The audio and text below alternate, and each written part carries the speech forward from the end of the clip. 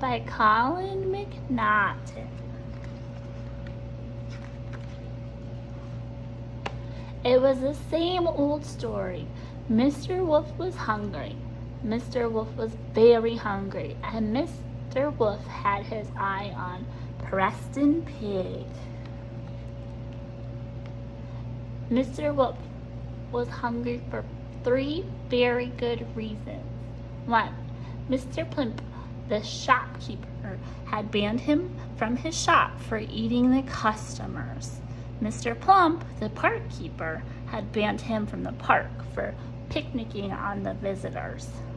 Miss Thump, the school teacher, had banned him from school grounds for snacking on the students. Who's afraid of the big bad wolf? Not me. Yeah, go get him, miss. Don't look at me like that. I'm the big bad wolf. It's my job to be nasty. These stories would be pretty boring if I was good, wouldn't they? Suddenly, there was a huge crash.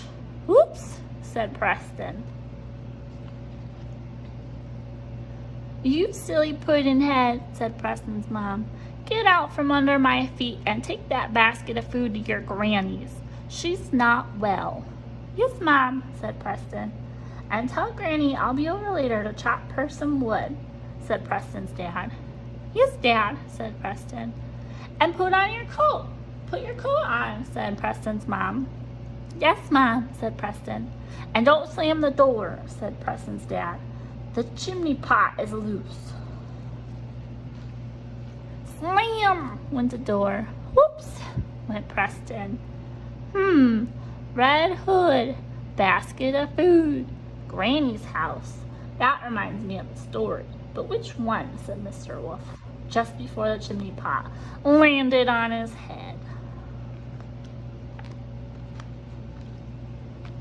Mr. Wolf picked himself up and followed Preston.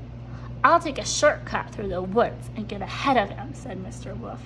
But Mr. Wolf did not like the woods. Woods were full of nasty, itchy, scratchy, bitey things. I wish I could think which story that Red Hood reminds me of, said Mr. Wolf crossly as he pulled thorns out of his bottom. I know it isn't the 3 little pigs, said Mr. Wolf, but I do like that story, especially the part when the wolf eats the 3 little pigs and escapes.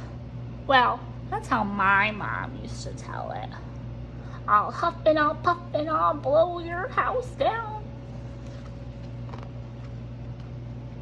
Mr. Wolf tried some cunning wolf tricks to catch Preston, but he didn't have much luck. What a silly place to leave a banana skin. Someone might have slipped on it. Cunning wolf trick number 1, the old banana skin ploy. Oh, what a pretty butterfly. Cunning wolf trick number 2, the old dig a deep pit dodge. Cunning wolf trick number 3, the old if all else fails, bash them on the head with a big stick plan. Preston reached Granny's house safely. Mr. Wolf was fed up. He was hot and sticky, scratched, stung, and bitten. And I'm sorry I still can't remember that rotten story, said Mr. Wolf. Suddenly, there was a huge crash. Whoops, said Preston. Mr. Wolf sneaked up to the window, and this is what he heard. What big green eyes you've got, Granny, said Preston. All the better to see you smash my teapot, said Granny. What big ears you've got, Granny, said Preston. All the better to hear you smash my cup, said Granny. What big teeth you've got, Granny, said Preston. All the better to gnash when you smash my sugar bowl, said Granny. Hey, cried Mr. Wolf. Those are my lines. I remember that story now. It's Little Red Riding Hood. Mr. Wolf leaped through the window, tied Granny up, and stuffed Preston in a sack. Now, let me think, said Mr. Wolf. How does that story end? He was just opening the door when he remembered.